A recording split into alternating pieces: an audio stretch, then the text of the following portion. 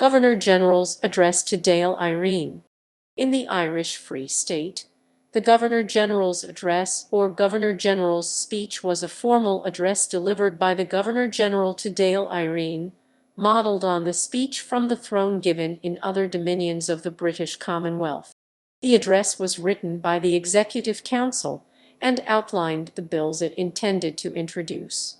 Technically, the address was only to the Dáil, not to a joint session of both houses of the Oireachtas. However, members of Seanad Éireann were invited into the Dáil chamber to attend the address and subsequently discussed it after returning to their own chamber. The address was a brief, businesslike event, lacking the pomp and ceremony of the state opening of Parliament. This reflected the general lack of enthusiasm for monarchy in the Irish Free State.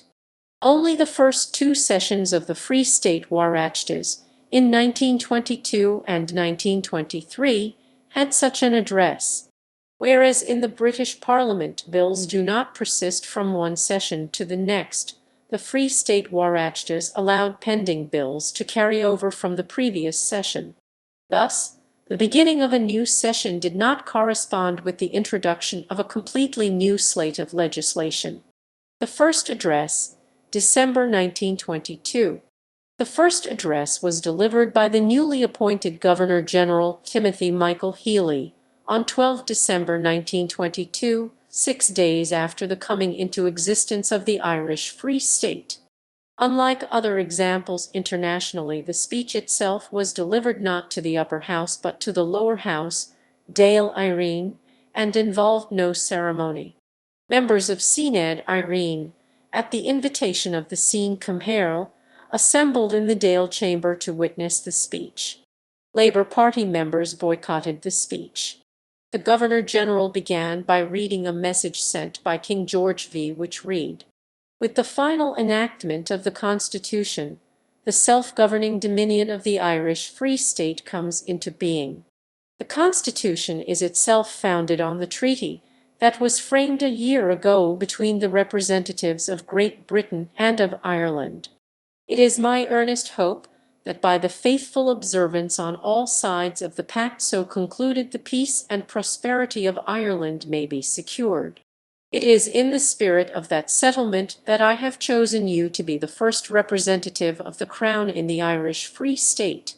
With all my heart I pray that the blessing of God may rest upon you and upon the ministers of the Irish Free State in the difficult task committed to your charge."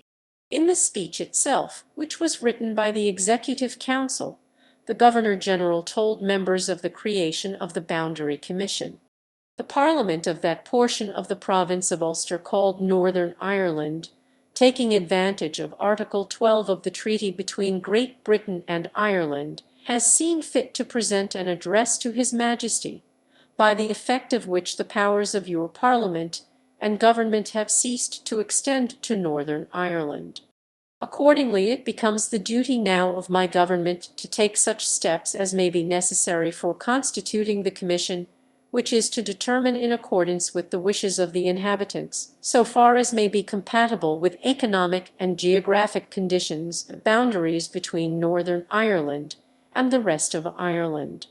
Members were also informed of forthcoming legislation that would deal with the implementation of the Irish Free State Constitution, the creation of a new judiciary, reform of the poor law, the creation in law of the civil guards later named in Garda Síochána, and other legal reforms.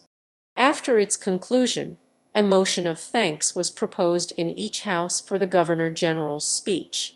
The houses then debated in detail the full contents of the speech. The second address, October 1923. The second Governor-General's address was delivered in the Dáil on 3 October 1923, shortly after the Oireachtas reconvened after the 27 August general election. The text had been distributed in advance. Its contents were discussed in detail in subsequent weeks in both houses. No further Governor-General's addresses were ever given.